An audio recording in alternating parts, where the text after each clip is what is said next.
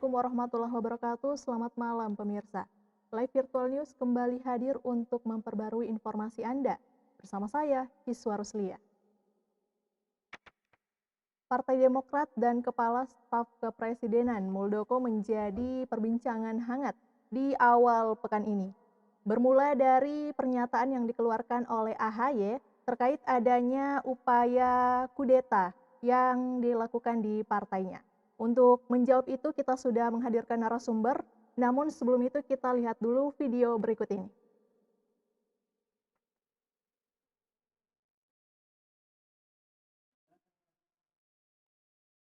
Sebelumnya saya juga akan memperkenalkan narasumber saya yang sudah hadir di layar kaca, di mana ada Bapak Deputi Badan Pemenangan Pemilu DPP Partai Demokrat Bapak Kamhar Lakumani, dan juga ada pengamat politik Unismu Makassar Bapak Andi Luhur Priyanto.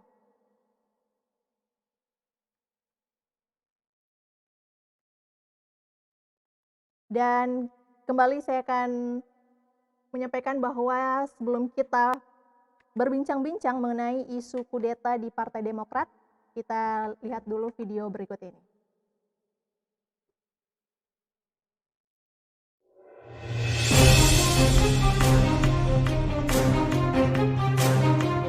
Sebelum isu kudeta Partai Demokrat menyeruak, sejatinya Ketua Majelis Tinggi Partai Demokrat Susilo Bambang Yudhoyono telah menyeratkan situasi genting ini.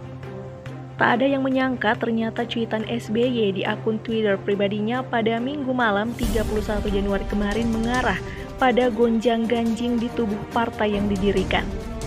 Dalam keterangannya, Presiden RI ke-6 itu mengingatkan, bagi siapapun yang memegang kekuasaan politik, banyak cara berpolitik yang lebih bermoral dan beradab. Bahkan SBY mengatakan, terdapat 3 golongan manusia yang dilihat dari sisi dan karakternya, yakni the good, the bad, and the ugly. Sebutan the ugly diduga kuat mengarah kepada sosok sentral yang ingin merebut paksa kepemimpinan sah Partai Demokrat. Tidak lama berselang setelah cuitan SBY memantik perhatian publik, Ketua Umum Partai Demokrat Agus Harimurti Yudhoyono mengumumkan perihal keberadaan gerakan politik yang mengarah pada upaya pengambil alihan kepemimpinan Partai Demokrat secara paksa. Tentang adanya gerakan politik yang mengarah pada upaya pengambil alihan kepemimpinan Partai Demokrat secara paksa yang tentu mengancam kedaulatan dan eksistensi Partai Demokrat. Menurut kesaksian dan testimoni banyak pihak yang kami dapatkan, gerakan ini melibatkan pejabat penting pemerintahan yang secara fungsional berada di dalam lingkar kekuasaan terdekat dengan Presiden Joko Widodo. Lebih lanjut, gerakan ini juga dikatakan sudah mendapatkan dukungan dari sejumlah menteri dan pejabat penting di pemerintahan Presiden Joko Widodo. Tentunya, kami tidak mudah percaya dan tetap mengedepankan azas praduga tak bersalah, presumption of innocence, dalam permasalahan ini. Karena itu, tadi pagi, saya telah mengirimkan surat secara resmi kepada yang terhormat Bapak Presiden Joko Widodo untuk mendapatkan konfirmasi dan klarifikasi dari beliau terkait kebenaran berita yang kami dapatkan ini. AHY juga memastikan telah menerima surat pernyataan kesetiaan dan kebulatan tekad dari seluruh pimpinan di tingkat daerah, cabang, di seluruh Indonesia untuk patuh kepada Partai Demokrat dan kepemimpinan hasil Kongres 5 Partai Demokrat yang sah. Lantas jika berbicara mengenai sosok dan karakter kepemimpinan, siapa sosok the ugly? Fungsional Partai Demokrat Andi Arief mengatakan bahwa sosok yang ingin melakukan kudeta adalah Kepala Staf Kantor Presiden Jenderal TNI Muldoko. Muldoko yang pernah menjabat Panglima TNI di era Presiden SBY itu tak menampik jika dirinya kerap bertemu dengan sejumlah orang dari Partai Demokrat. Muldoko mengaku tidak membatasi siapapun yang hendak bertemu dengan dirinya. Namun ia hanya sekedar mendengarkan keluhan terkait berbagai situasi. Muldoko meminta agar isu kudeta Partai Demokrat tidak dikaitkan dengan istana. Ia berharap Presiden Jokowi tidak diganggu dalam isu ini. Namun pernyataan AHY pada saat konferensi pers nyatanya dibantah oleh kader senior Partai Demokrat. Setelah AHY menggelar konferensi pers yang menuding pengambil alihan Partai Demokrat secara paksa, sejumlah kader senior dan pendiri Partai Demokrat menggelar pertemuan. Kader senior dan pendiri Partai Demokrat ini membantah tudingan adanya unsur prahara di tubuh Demokrat. Bahkan mereka menuntut adanya kongres luar biasa. Bantahan yang sama juga dilontarkan Menteri Koordinator Bidang Politik, Hukum dan Keamanan Menko Polhukam Mahfud MD terkait pemberitaan yang beredar mengenai dirinya yang telah merestui Kepala Staf Presiden Muldoko. Hal itu disampaikan dalam akun media sosial pribadinya. Namun, isu pengambil alihan kekuasaan Partai Demokrat sudah menyeruak ke media sosial. Hasilnya, berbagai persepsi muncul. Bahkan tak sedikit yang menilai isu kudeta ini justru menguntungkan AHY sebagai Ketua Umum Partai Demokrat. Pengamat politik Universitas Hasanuddin Ali Arminanto melihat situasi ini malah mencerminkan bahwa Demokrat tidak solid dengan adanya upaya kudeta, berarti ada faksi di dalam tubuh partai. Artinya tidak semua kader mendukung AHY.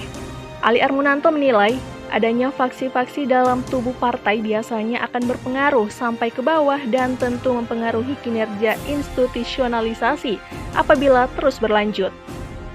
Ali juga menuturkan seharusnya isu ini tidak perlu diangkat ke media karena semua orang akan tahu bahwa terdapat kelemahan dalam tubuh Demokrat dan partai lain akan memanfaatkan itu. Lantas siapa yang akan diuntungkan? Ali berpandangan AHY adalah sosok yang paling untung karena mendapat sorotan media dan banyak diekspos.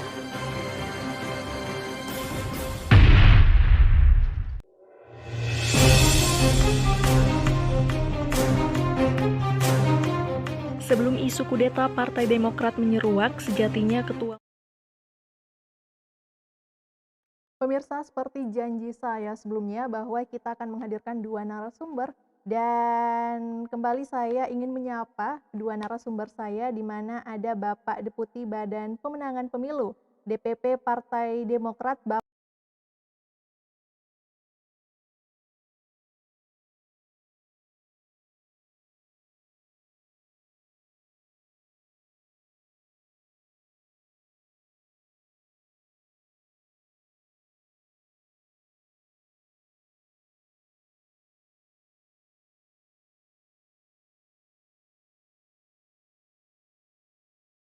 mengenai isu kudeta di tubuh Partai Demokrat ini.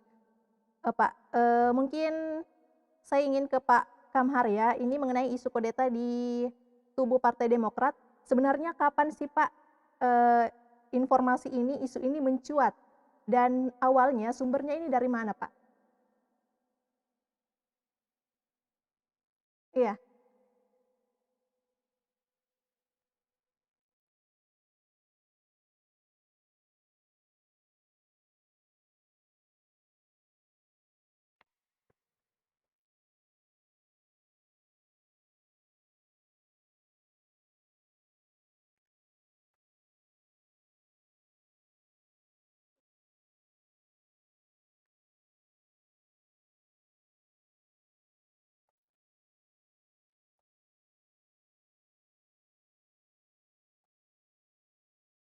Makin ke sini ada eskalasi dan indikasi keseriusan yang melibatkan elemen kekuasaan. Karenanya Partai Demokrat mengambil langkah cepat dan tegas menyikapi ini.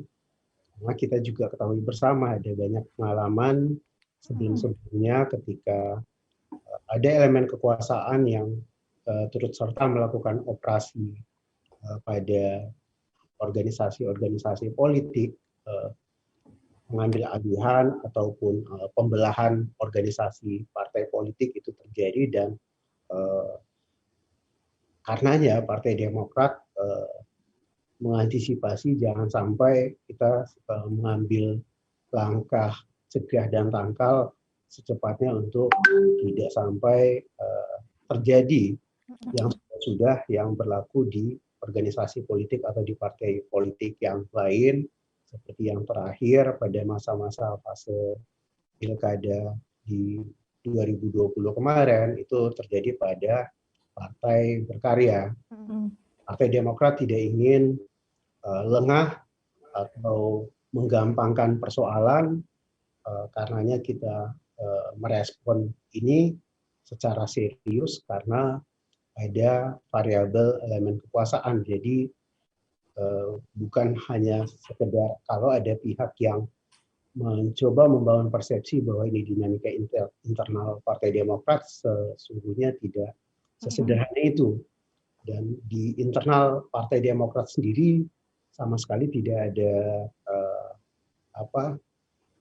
gejolak-gejolak, tidak ada friksi, karena pertama kepengurusan ini juga baru terbentuk pasca Munas atau Kongres Partai Demokrat di bulan Maret yang lalu, dan secara aklamasi AHY terpilih sebagai ketua umum, dan April kemudian 1 bulan pasca Munas mendeklarasikan kepengurusan.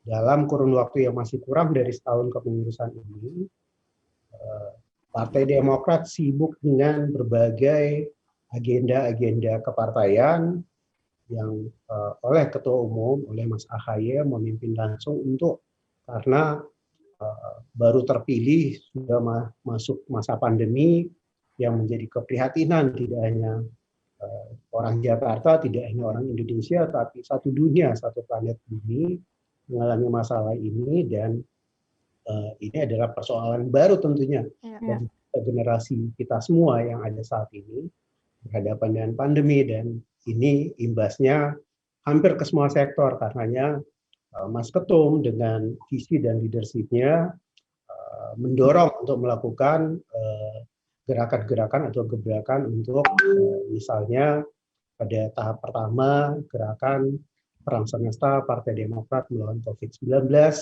kemudian ada gerakan Partai Demokrat peduli dan berbagi, kemudian ada gerakan Partai Demokrat bina UMKM dan free wifi, karena ini masuk tahap pendidikan jarak jauh. Kita juga sadar banyak sekali anak-anak didik yang tentunya mengalami persoalan dengan akses terhadap internet ketika diterapkan PJJ ini misalnya.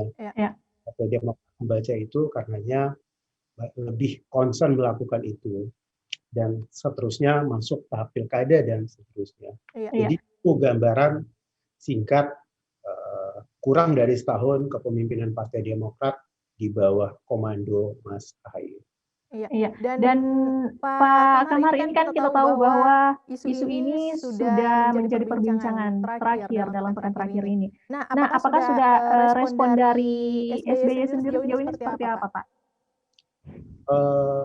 Yang pertama, saat ini ketua umumnya adalah Mas AHY, dan Pak SBY adalah ketua Dewan Pembina. Selaku ketua Dewan Pembina sekaligus senior partai yang punya jam terbang dan pengalaman yang sangat luar biasa, tentunya beliau juga memonitor perkembangan dan dinamika yang terjadi, tidak hanya persoalan semua persoalan ya, baik global termasuk dinamika politik di nasional, termasuk juga Partai Demokrat. Dan karena saat ini di bawah kepemimpinan Mas AHY, tentunya yang berkaitan dengan Partai Demokrat, dinamika-dinamika yang berkaitan dengan Partai Demokrat adalah menjadi tanggung jawab Mas AHY selaku pimpinan tertinggi untuk merespon segala sesuatunya.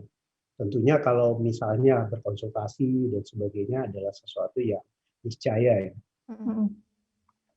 Tapi Pak, bagaimana dengan cuitan di Twitternya Bapak Susilo Bambang Yudhoyono ini yang mengatakan bahwa ada 3 karakter dan 3 sifat, yaitu the bad, the good, dan ugly ini, Pak? Apakah dia ini cuitannya ini menyasar ke beberapa orang-orang yang masuk dalam atau terlibat dalam isu ini, Pak?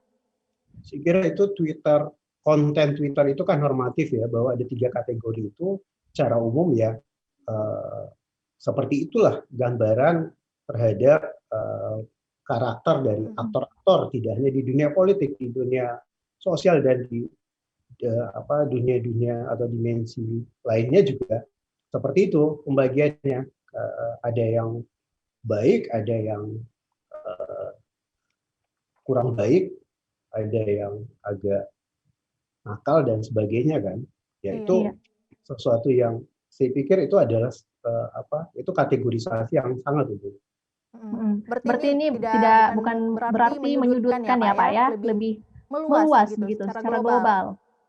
Justru yang kita tangkap pesan dari itu kan adalah sebagai sebuah advice ya atau nasihat, wejangan kepada banyak pihak lah, baik pemimpin tingkat lokal, nasional, ketika sedang mengemban amanah, sebaik-baiknya orang yang sedang diberikan amanah adalah memberikan kemanfaatan atau menggunakan amanah itu untuk secara bertanggung jawab.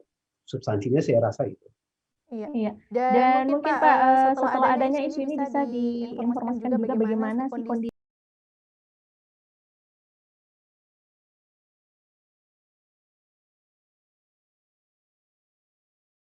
begitu Pak, ada yang pro dengan Pak AHY ataukah? Di Partai Demokrat itu tidak ada sekat-sekat dalam artian seperti yang sedang menjadi tanda petik diwacanakan oleh beberapa orang tentang faksi-faksi, adanya faksi-faksi sama sekali itu tidak ada. Jadi di Partai Demokrat tidak benar kalau ada faksi-faksi. Yang kedua, merespon dinamika yang saat ini terjadi, apalagi ada bukti yang begitu kuat atau sangat kuat, sangat mendukung dan susah untuk dibantah atau tak terbantahkan bahwa ada elemen kekuasaan sebagai eksternal faktor dari Partai Demokrat yang mencoba mengusik atau menggerogoti Partai Demokrat. Tentunya ini menjadi adanya common enemy dari pihak eksternal ini justru mensolidkan kader Partai Demokrat, pengurus maupun kader ya Partai Demokrat, tak hanya di DPP sampai di semua tingkatan, di DPD tingkat provinsi, DPC kabupaten, kota, di PAC dan seterusnya. Kita bisa baca di media-media sosial kader-kader Partai Demokrat bagaimana mereka merespon ini dengan tanda petik ada kemarahan, tanda petik ya, kemarahan sebagai respon ketika kita diganggu dan ini memberikan di lain sisi positif bagi kader untuk semakin merapatkan barisan, untuk semakin membangun soliditas. Iya, baik. Dan saya mungkin ke Bapak Andi Luhur Priyanto. Pak Andi Luhur bisa dengar audio saya, Pak? Iya. Mohon maaf, tidak stabil sinyal. Iya. Baik, terima kasih Pak atas waktunya sudah menyempatkan untuk membagi informasinya bersama kami. Dan ini Pak, kita mungkin dari pengamat politik melihat situasi politik saat ini, khususnya isu kudeta yang ditujukan kepada Ketua Umum Partai Demokrat, mengingat beberapa tahun sebelumnya kasus ini serupa dan sudah pernah terjadi, bahkan di Partai Berkarya salah satunya. Ya, mudah-mudahan lancar audionya. Terima kasih atas undangannya. Assalamualaikum, selamat malam Bang Kamhar, Mbak Kiswa. Waalaikumsalam. Ya, menyikapi ya situasi yang dialami Partai Demokrat, saya kira saya di Fajar kalau tidak salah saya sudah sampaikan bahwa sebenarnya ini tantangan, ini ujian survival bagi Demokrat yang sekarang sepertinya sedang mengambil posisi sebagai pimpinan oposisi ya di pemerintahan, oposisi melawan di seberang kekuasaan koalisi pemerintahan Jokowi Ma'ruf Amin. Ya dalam posisi seperti itu saya kira memang Demokrat ya harus bersiap menghadapi tantangan-tantangan. Ya secara umum kalau kita melihat tren sejak Jokowi berkuasa, baik di periode pertama kemudian juga di periode kedua, memang ada kecenderungan, ada yang saya sebut sebagai pola yang dihadapi oleh partai-partai oposisinya begitu, atau yang berseberangan dengan kekuasaannya. Yang pertama ada yang bersifat internal dan ada yang bersifat eksternal.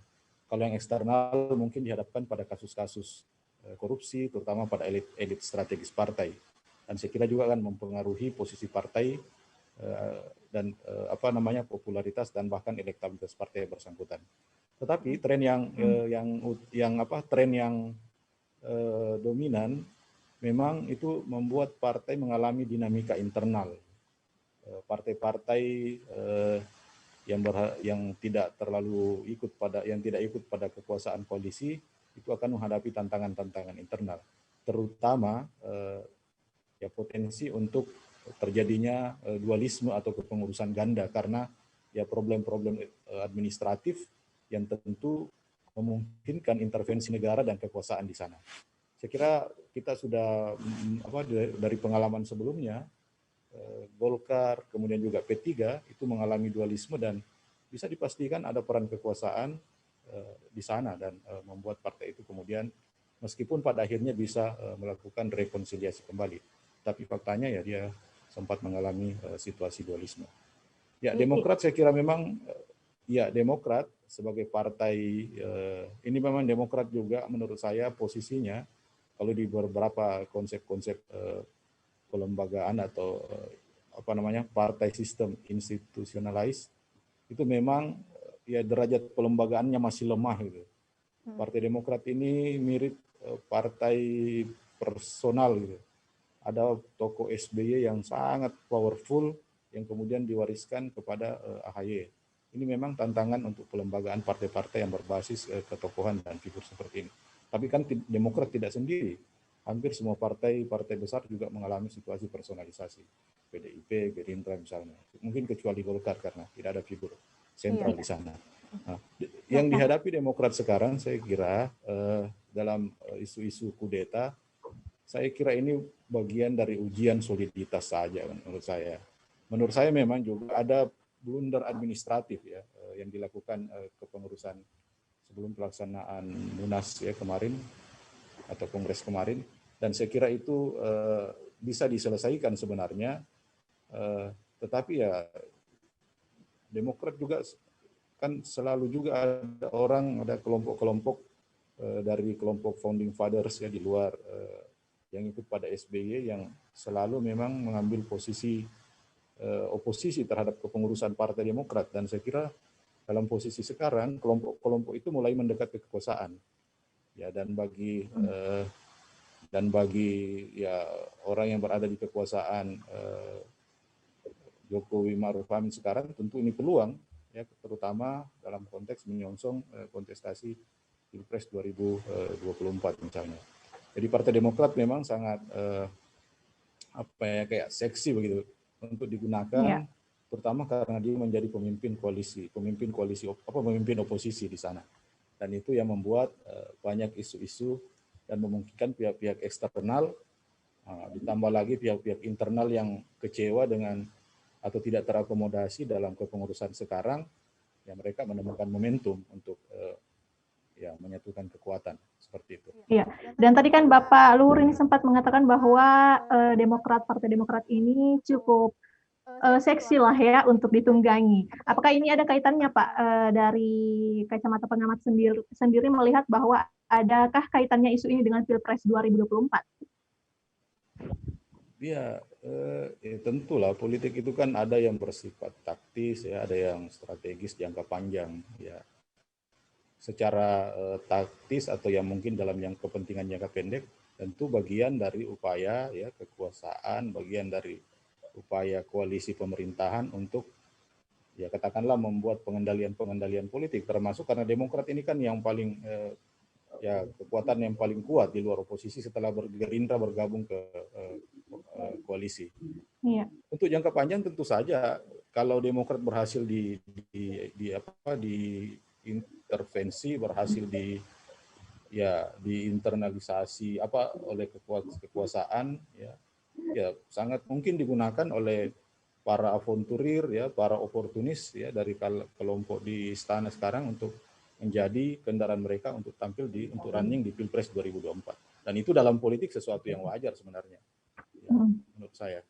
Iya, dan saya mungkin kembali ke Pak Kamhar, dan ini Pak kita mau mengetahui juga ya, ini kan dikatakan tadi oleh Pak Luhur bahwa Partai Demokrat ini bisa dikatakan bahwa sangat seksi untuk ditunggangi, khususnya di Pilpres 2024.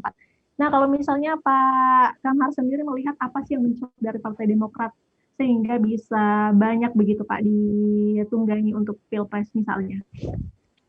Terima kasih. Yang pertama, saya mau minta klarifikasi dari Bung Luhur tadi menyatakan bahwa ada blunder administrasi atau kekeliruan administrasi Partai Demokrat pasca Kongres. Itu maksudnya apa? Satu.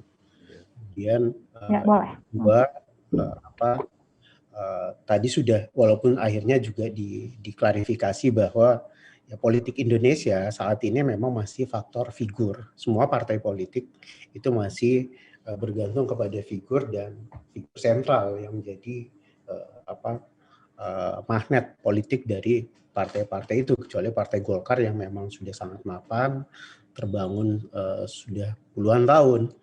Dan untuk pertanyaan dari Mbak Kiswa tadi tentang kenapa Partai Demokrat tanda petik memiliki daya pikat tersendiri, tentunya karena Partai Demokrat ini adalah partai yang sudah punya pengalaman 2 periode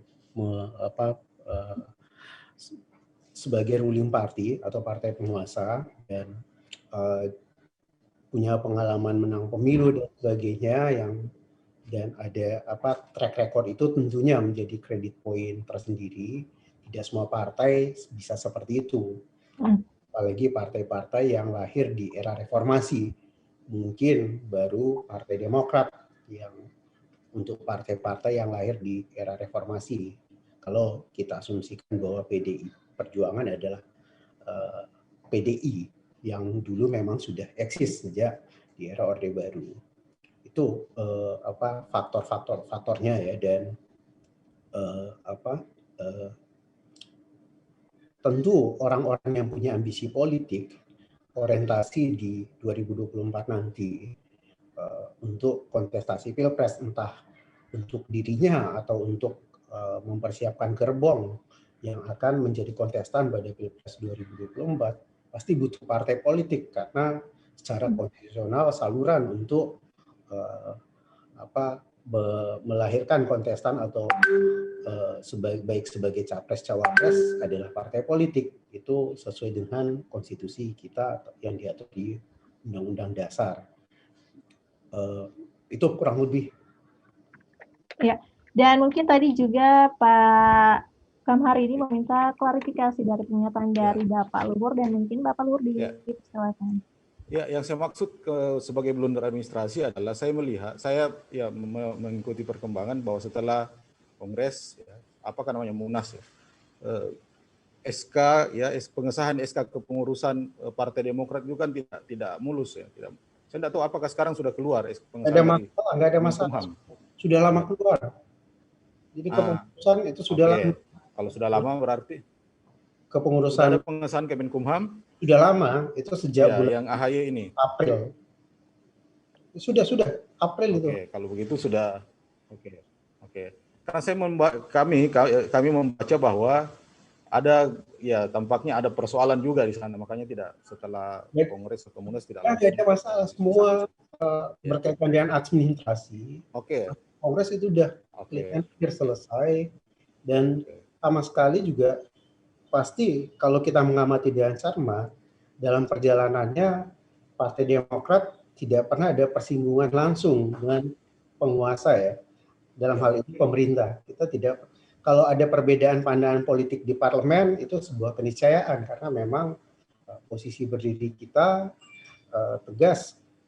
Enggak begini, pemerintah, dan kita fokus pada mengawal seluruh agenda atau kepentingan rakyat di parlemen dalam berbagai undang-undang yang kemarin juga sempat ada dinamika, ada perbedaan.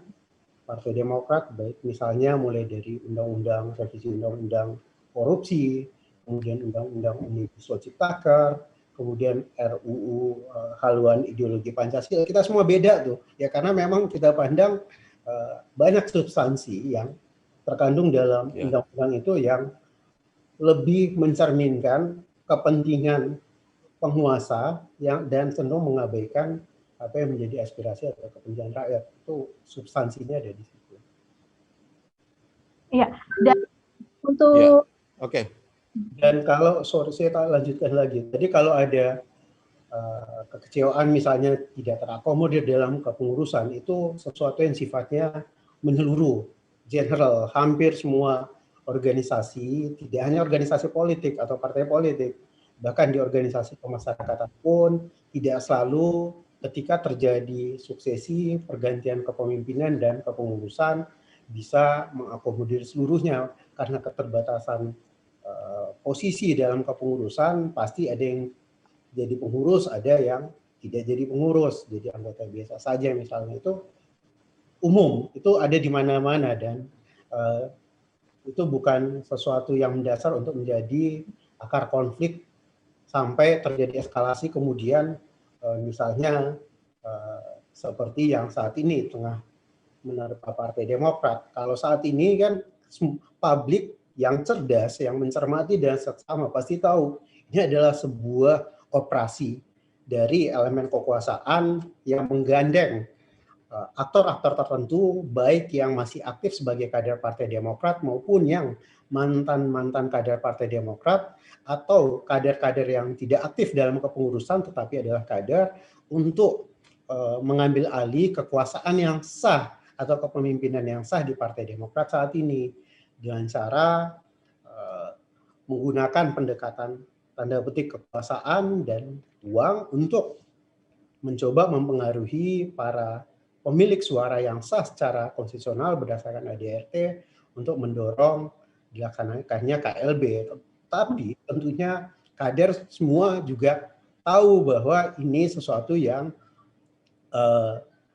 tidak sehat, tidak benar, tidak sesuai dengan mekanisme yang ada secara organisasi.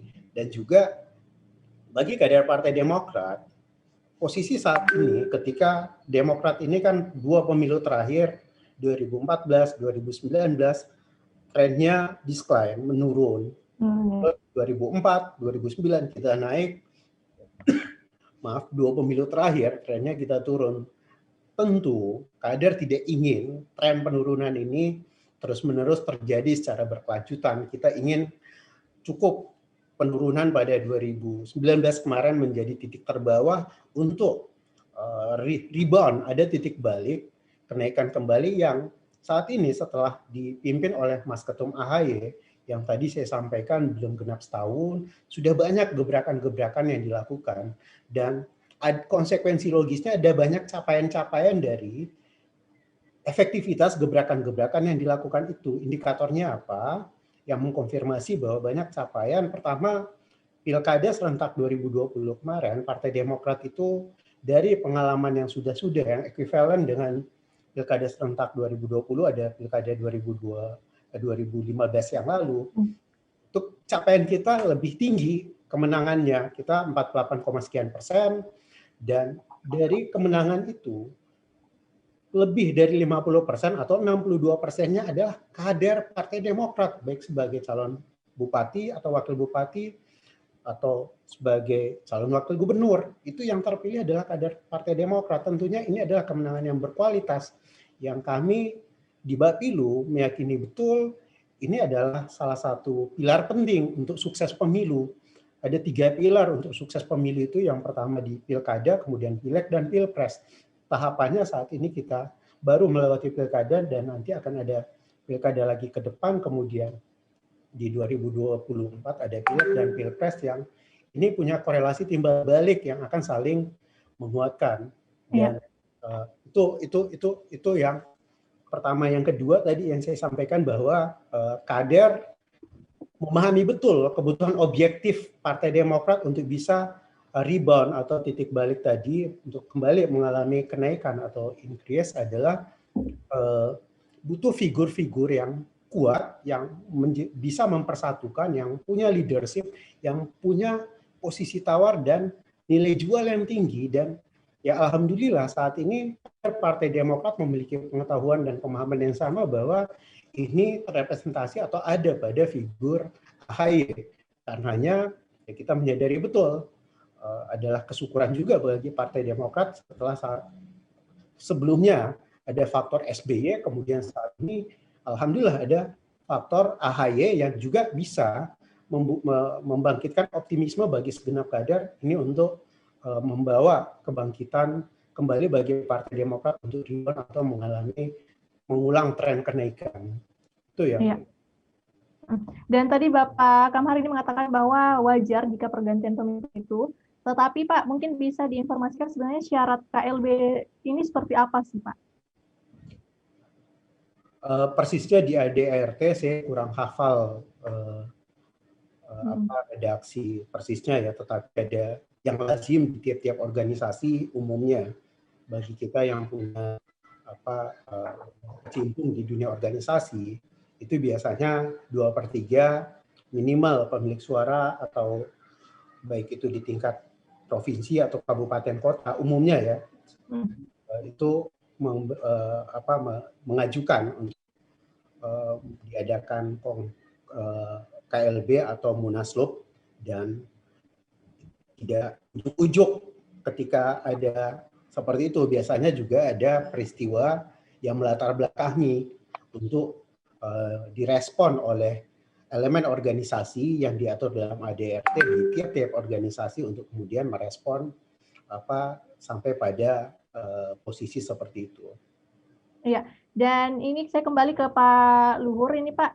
Kita tahu sebenarnya kalau Pak Luhur melihat sendiri isu kudeta di tubuh Demokrat ini apakah wajar politik seperti ini, dan apakah justru tidak berbahaya begitu Pak bagi perpolitikan kita khususnya di Sulawesi Selatan dan Kota Makassar?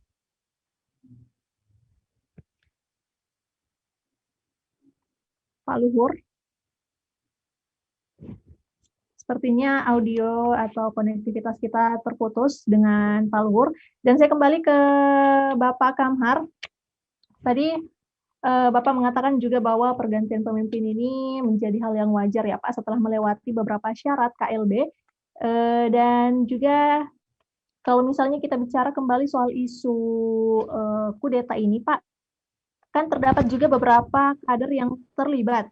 Nah, apakah ada yang sudah diproseskah di Majelis Kehormatan itu seperti apa, Pak? KLB di tiap-tiap organisasi itu diatur, tapi itu bukan sesuatu yang wajar ya. Karena ketika itu terjadi berarti ada peristiwa luar biasa, dan tentu tidak semua KLB itu bisa positif, bisa tidak positif atau negatif. Tergantung konteksnya seperti apa, tetapi itu biasanya itu bukan hal yang wajar dalam periodisasi kepengurusan. Umumnya tiap-tiap organisasi, tidak hanya organisasi politik atau partai politik, kebanyakan organisasi juga jarang yang ada proses KLB, kecuali misalnya dalam konteks kita, pengalaman kita bernegara, itu pernah terjadi amandemen Undang-Undang Dasar 45 ya, itu juga hanya sampai ke 4, selanjutnya kita tutup pintu untuk itu. Dan bukan berarti tidak mungkin di kemudian hari, bisa, tapi itu bukan proses yang mudah karena itu bukan hal yang wajar. Itu adalah hal yang luar biasa. Ada peristiwa luar biasa yang melatar belakangi untuk itu bisa terjadi. Kalau misalnya Pak, apakah ada sanksi begitu Pak untuk oknum kader yang ikut terlibat? Yang pasti secara internal organisasi sudah ada mekanisme yang mengatur tentang itu. Di Partai Demokrat ada 2 alat kelengkapan organisasi yang berkaitan dengan sanksi. Ada Mahkamah Partai, ada Dewan Kehormatan. Ini ada pembagian peran yang berbeda. Tentunya persoalan yang saat ini sedang menerpa Partai Demokrat itu sudah ditindaklanjuti sampai ke tahap itu prosesnya. Sudah berjalan, dan ya, kita tunggu saja bagaimana nanti Mahkamah Partai atau Dewan Kehormatan keputusannya terhadap oknum-oknum yang baik itu sebelumnya masih aktif sebagai kader ataupun kader yang tidak masuk dalam kepengurusan atau mantan-mantan kader. Khususnya ini saya pandangan saya pribadi sih, untuk yang mantan-mantan kader ini mestinya sudah, saya berpandangan ini ibaratnya orang adalah barisan para mantan yang gagal move on. Ya. Karena gagal move on, apalagi ada kecenderungan posesif, sehingga tidak sadar konteks. Dia sudah bukan bagian dari, tetapi masih seolah-olah merasa bagian dari, dan seolah-olah apa yang ada dalam pikirannya itu yang benar dan akan membawa kebenaran atau kebaikan pada Partai Demokrat. Ternyata kan tidak demikian. Itu Iya. ya. Dan mungkin saya mau kembali ke Pak Luhur. Pak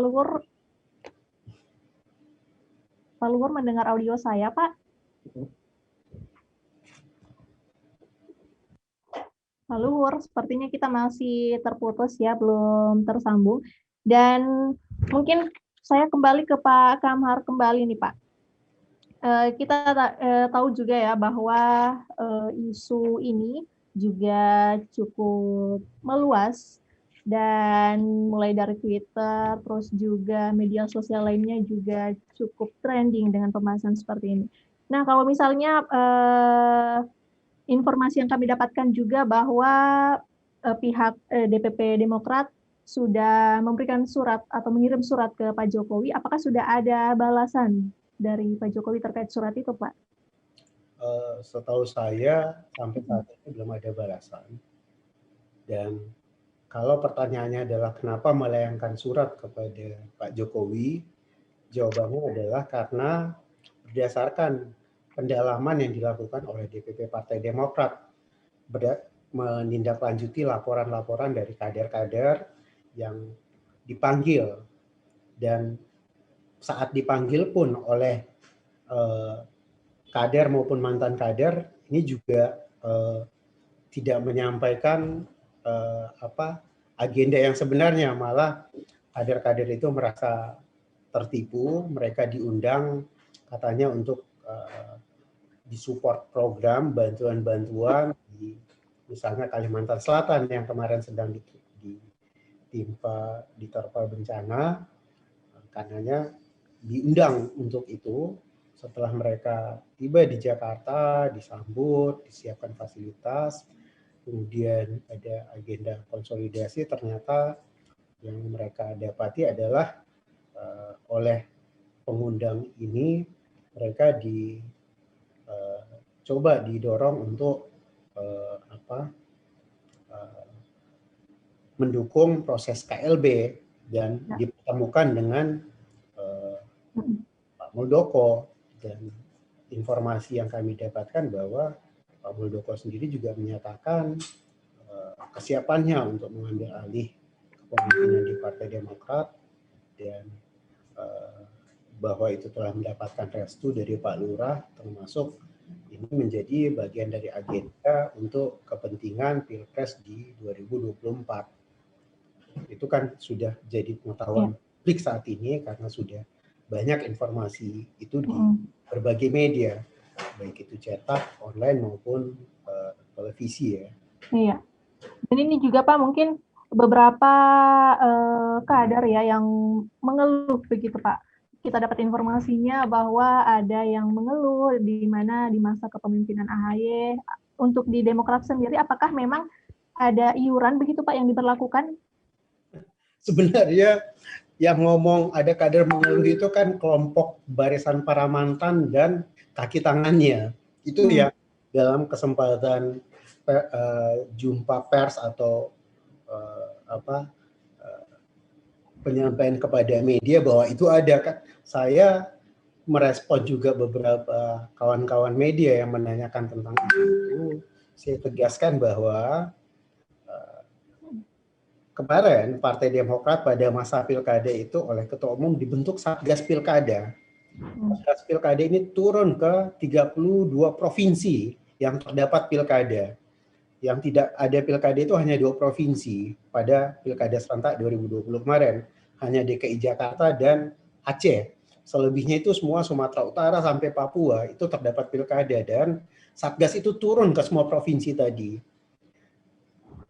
secara berkala hasil kunjungan lapangan bagian daripada monitoring dan asistensi tim Satgas kepada paslon yang diusung oleh Partai Demokrat, termasuk juga struktur partai, baik itu DPD dan DPC yang dikunjungi, kita belanja masalah, apa-apa aspirasi, apa-apa informasi, apa-apa dinamika yang ada di sana. Dan tak satu pun pada hasil belanja masalah, inventarisasi masalah dari Satgas yang 12 kelompok, 12 tim Satgas, Sumatera terbagi atas 3 tim, Sumatera 1, 2, dan 3, kemudian tim Jawa terdiri Jawa 1, 2, dan 3, Kalimantan 1 tim, Sulawesi 2 tim, Sulawesi 1 dan 2, ada tim Bali Nusra, kemudian ada tim Maluku Papua. Tidak ada satupun dalam daftar inventarisasi masalahnya itu ada isu yang tadi dipresentasikan oleh para barisan para mantan dan kaki tangannya yang mungkin terlalu posesif sehingga cenderung mencari-cari apa isu yang bisa dieksploitir untuk kepentingan politik mereka. Pribadi berpandangan bahwa bisa jadi karena Partai Demokrat ini memang di awal kelahirannya adalah partai yang langsung mendapatkan karpet merah kekuasaan, baru pertama ikut pemilu, sudah meskipun bukan sebagai pemenang pemilu, tapi berhasil menghantarkan kader terbaiknya sebagai presiden, langsung menjadi the ruling party, kemudian di 2009 juga menjadi pemenang pemilu dan kembali Pak SBY terpilih sebagai presiden 1 putaran dan dengan kemenangan yang mutlak. Nah, tentunya tidak semua siap kader-kader ini ketika posisinya memang saat ini Partai Demokrat sedang berada di luar kekuasaan atau di luar pemerintahan. Bisa jadi itu juga menjadi faktor psikologis. Apalagi ketika telah terjadi suksesi kepemimpinan. Saat ini ada percepatan dari sebelumnya Pak Ketua Umumnya dari Pak SBY, kemudian ke Mas AHY selaku ketum saat ini, mungkin mereka ya merasa tidak siap menerima regenerasi itu. Ya. Iya, berarti memang Partai Demokrat ini memiliki daya tarik tersendiri yang tentu harus menghadapi beberapa tantangan. Dan kalau begitu kita kembali ke Bapak Luhur. Pak Luhur? Pak Luhur, audio saya terdengar, Pak. Sepertinya kita kembali belum terhubung dengan Pak Luhur. Dan mungkin kepada Pak Kamhar, kembali Pak, ini kita mau mungkin bisa diluruskan selain keluhan mengenai iuran tadi. Sementara bagaimana dengan yang pilkada ini Pak, pemilihan calon kepala daerah di 2020 kemarin? Apakah itu juga bisa diluruskan di sini Pak? Di bawah kepemimpinan AHY. Dia bilang tadi, dari Satgas pilkada, itu nggak ada dalam daftar belanja masalah kita, isu-isu itu. Jadi itu pasti bagi saya, yang juga tergabung dalam Satgas pilkada, tegas saya sampaikan bahwa itu halusinasi dari para barisan para mantan dan kaki tangannya. Baik, mungkin kepada Pak Kamhar mungkin ada yang ingin disampaikan Pak ke kader-kader di daerah dan juga kepada pemerintah khususnya Presiden Joko Widodo, dan untuk harapannya ke depan Partai Demokrat seperti apa? Ya tentu ini adalah benar sebagai ujian kepemimpinan Mas Ketum AHY, dan kami meyakini Mas Ketum akan mampu melewati ini, segenap kader juga akan mampu melewati ini. Justru kita bersyukur ini semakin meningkatkan soliditas atau kohesivitas di keluarga besar Partai Demokrat, dan ini juga kami tentu berharap pemerintah untuk wise dalam menggunakan kekuasaannya, dan berada di luar pemerintahan itu adalah pilihan sadar yang saat ini kami tempuh untuk berkoalisi bersama rakyat, memperjuangkan apa yang menjadi harapan rakyat oleh Partai Demokrat. Kami berharap semua kader selalu solid, dan tren yang sudah terbangun saat ini kita bisa jaga bersama, Yang pasti kami tegaskan kalau ada pihak-pihak yang menganggap bahwa ini adalah sandiwara, ini adalah drama, saya yakin itu motifnya pasti tidak baik, niatnya pasti tidak baik, dan yang sudah pasti perangkat analisis berpikirnya error untuk menilai situasi yang ada saat ini. Dan kami mengapresiasi langkah cerdas dari para pimpinan Partai Demokrat dalam merespon dinamika ini, mengajak publik untuk melakukan kontrol demokrasi terhadap penguasa. Ya, tadi kita ketahui bersama ada pengalaman-pengalaman penguasa saat ini tak segan-segan untuk melakukan operasi intervensi, kooptasi terhadap organisasi partai politik sehingga terjadi pembelahan yang kemudian berhasil dikontrol atau dikendalikan oleh faksi yang terafiliasi dengan penguasa. Kami tidak ingin itu terjadi pada Partai Demokrat, dan kami bersyukur pimpinan Partai Demokrat di bawah komando Ketum AHY secara cermat, cerdas, dan tepat melakukan cegah tangkal, mengajak rakyat, membangun koalisi dengan rakyat untuk melakukan kontrol publik atau kontrol demokrasi terhadap perilaku penguasa yang bisa saja kalau tak terkontrol menjadi ugly. Demikian. Iya. Ini udah selesai ya? Iya, baik. Terima kasih kepada Pak Kamhar atas waktunya, Pak. Wabarakatuh. Waalaikumsalam warahmatullahi wabarakatuh. Terima kasih Bung Luhur. Bye. Terima kasih. Dan pemirsa, itulah tadi wawancara kita dengan Pak Kamhar dan juga Bapak Luhur, yang dimana mungkin tadi kita sempat terputus dengan Bapak Luhur mengingat jaringan koneksi yang kurang memadai, dan juga kita ketahui bahwa situasi perebutan partai di Indonesia bukanlah hal yang baru, di mana partai saat ini masih dinilai sebagai kendaraan untuk meraih kekuasaan. Semboyan partai memiliki ideologi mati di tangan mereka yang memiliki kekuasaan dan uang. Lantas ideologi memperjuangkan kepentingan rakyat, apakah hanya mitos belaka? Demikian Live Virtual News bersama saya Kiswa Ruslia. Sampai ketemu pekan depan.